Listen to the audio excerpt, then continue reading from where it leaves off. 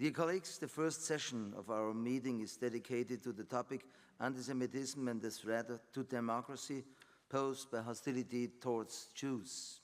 It is a pleasure for me to welcome now Mrs. Monika Schwarz-Friesel, who has agreed to give a keynote speech in this session.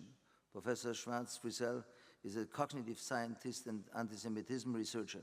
She holds the chair of cognitive media linguistics at the Technical University of Berlin. Her research focuses on historical and contemporary manifestations of Jew hatred, online antisemitism, and on the emotional basis of antisemitism. Dear Professor Schwarz-Friesel, the floor is yours.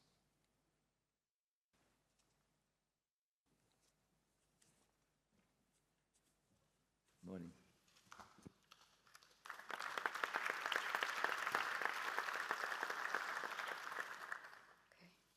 Ladies and gentlemen, good morning. As the previous speakers already have pointed out, the current situation is very serious and very oppressive.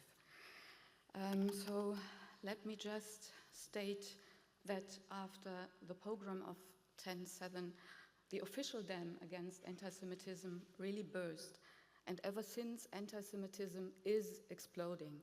It seems to be omnipresent, not only on the internet, in the social media, not only on the streets, but also at the academies, at art festivals, in universities. The most significant result of a long-time research is that classical Jew hatred and modern Israel-related anti-Semitism do form an inseparable symbiosis. Have a look at the first example. It is an email sent to the Central Council of Jews in Germany. First, you murdered Jesus, now you butcher the Palestinians. This is typical of contemporary anti-Semitism. Now, the phenomenon is not new, neither the ruptures nor the symbiosis.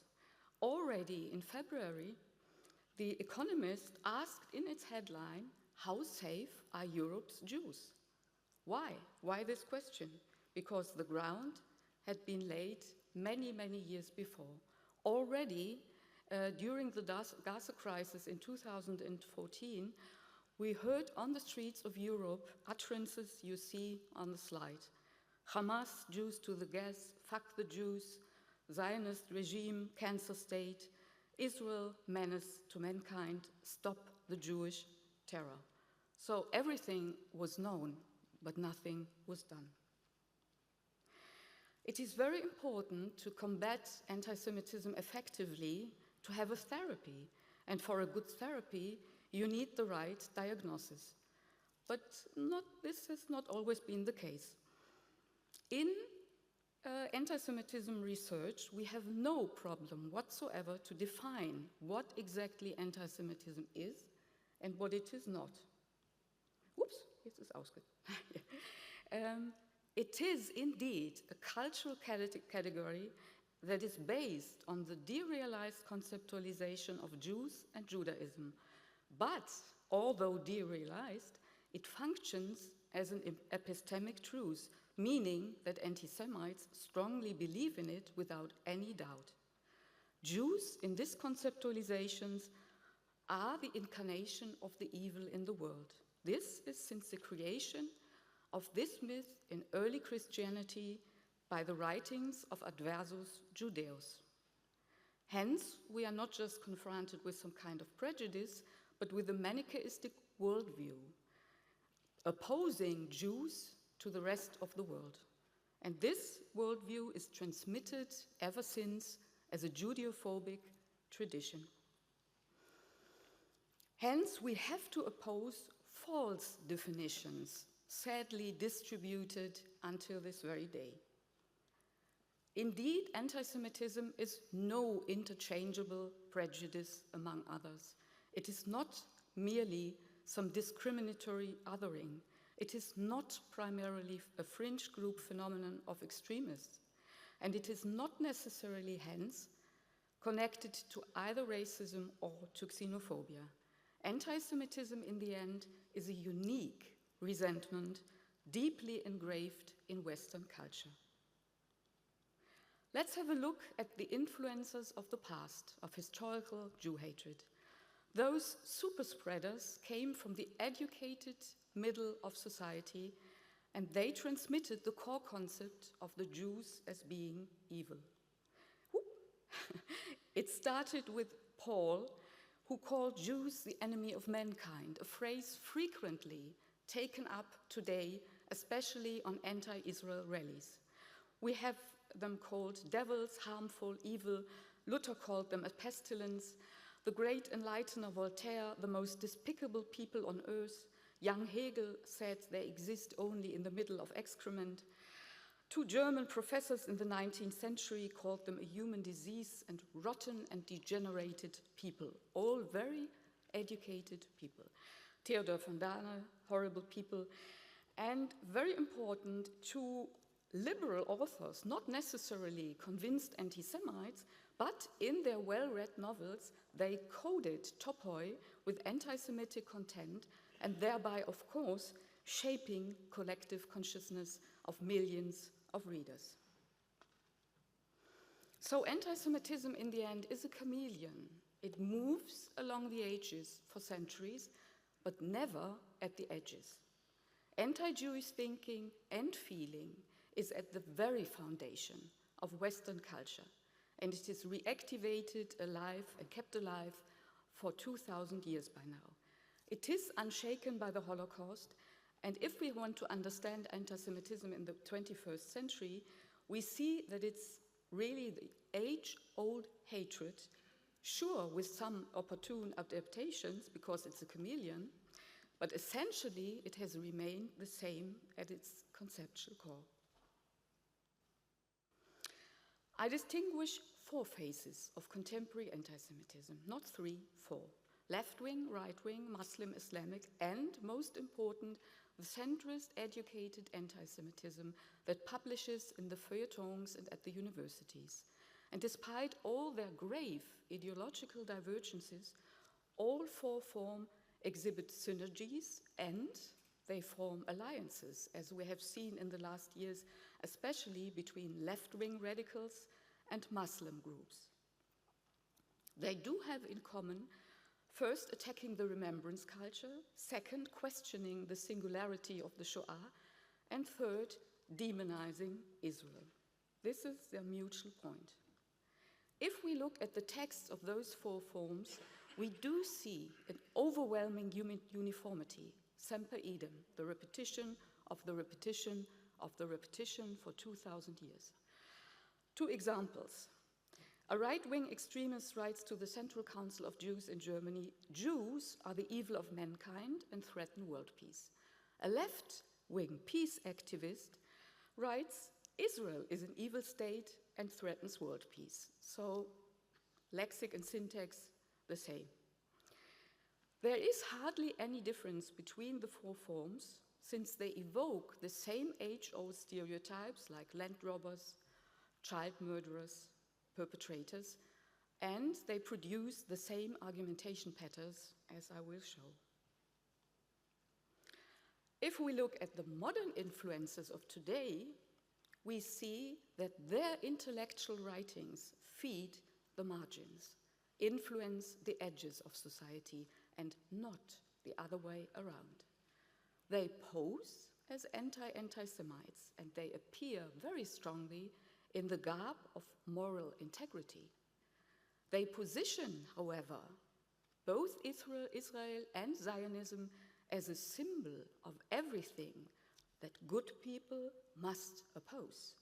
They are highly influential because they publish in mainstream media, they move in academic circles, and they are persuasive. They are the most persuasive form at all, because their sophisticated rhetoric,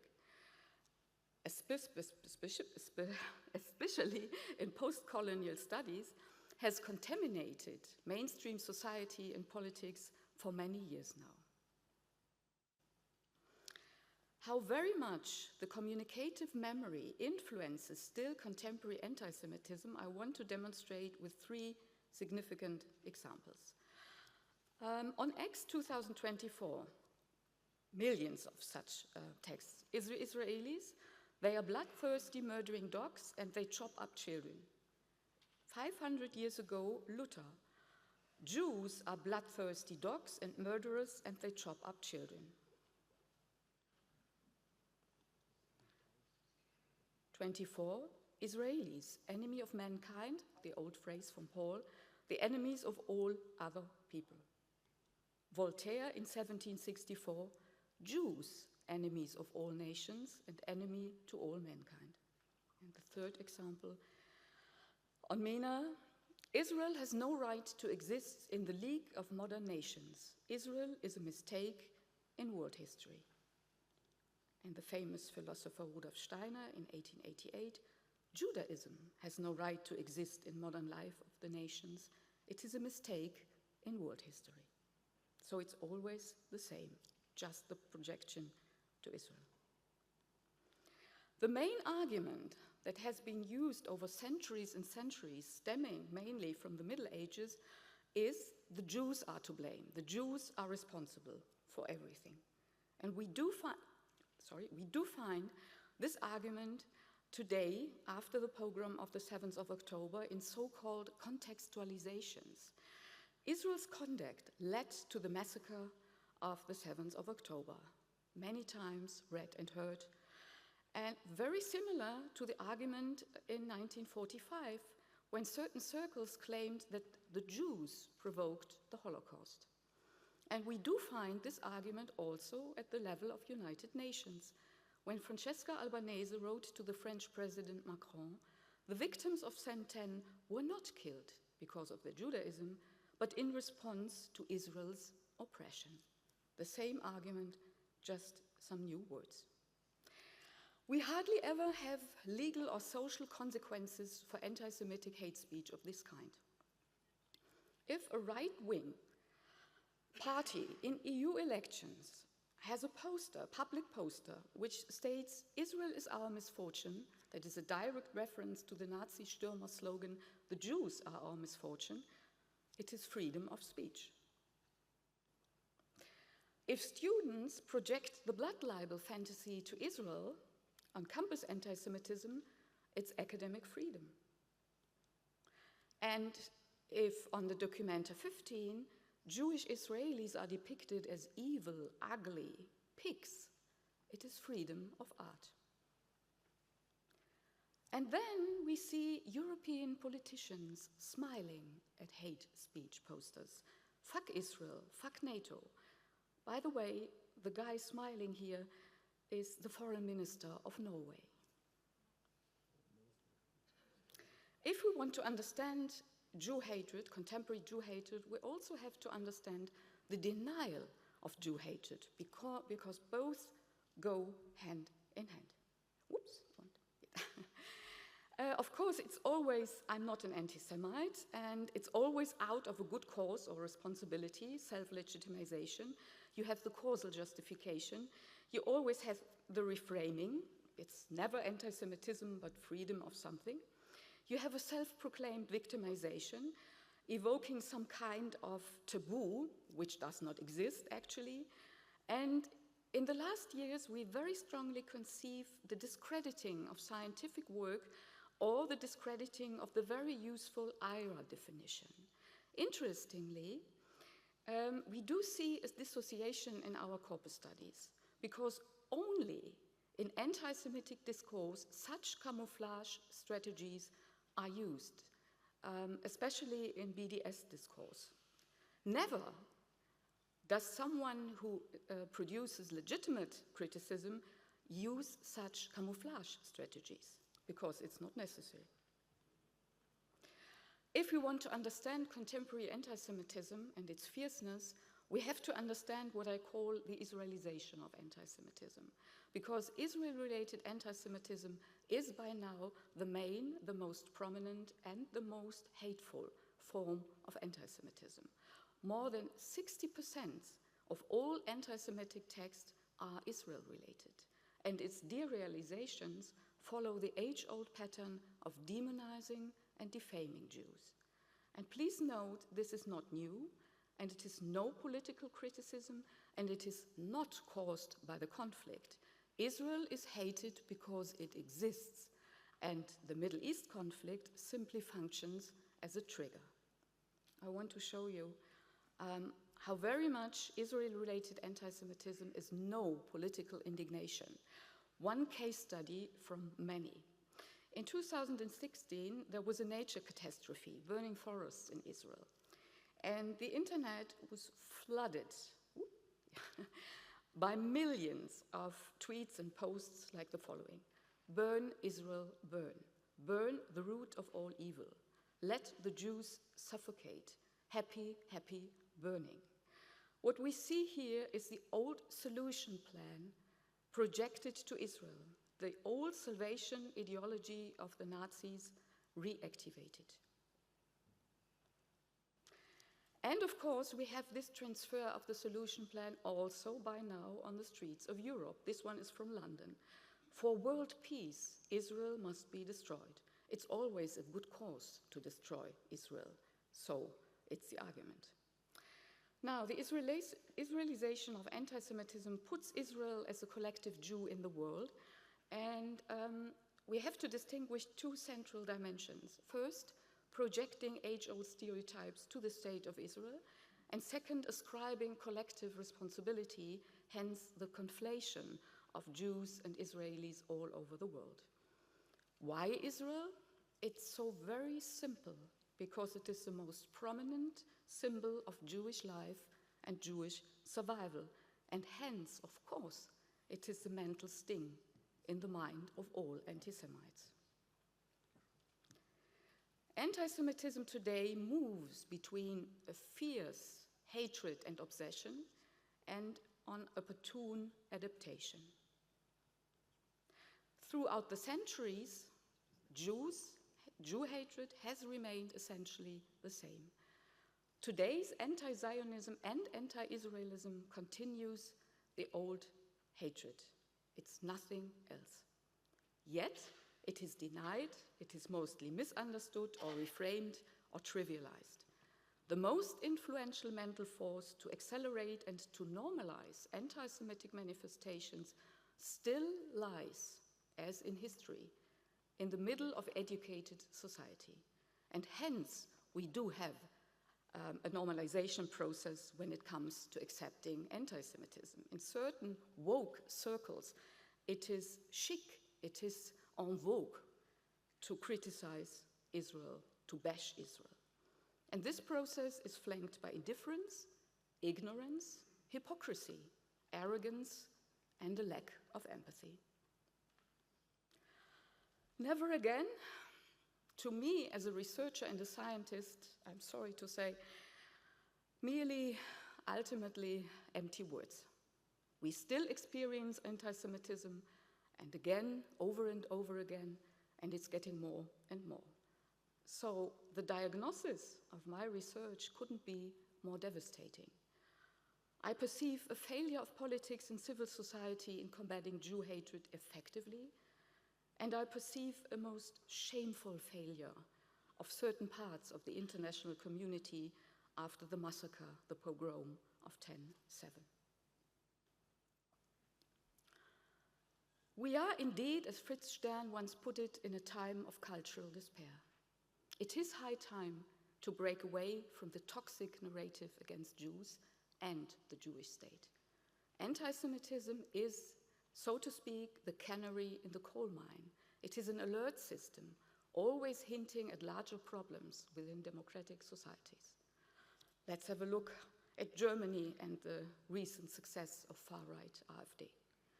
Giving in to anti-Semitism means ultimately giving up all values of reason and of humanity.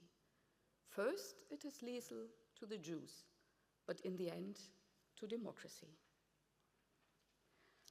So it is high time to take a very clear moral stand, and maybe for once stand on the right side of history. Thank you that you listened to me.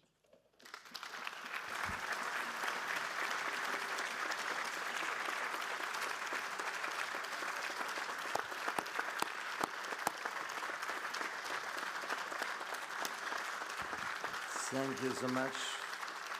Professor Monika Schwarz-Friesel.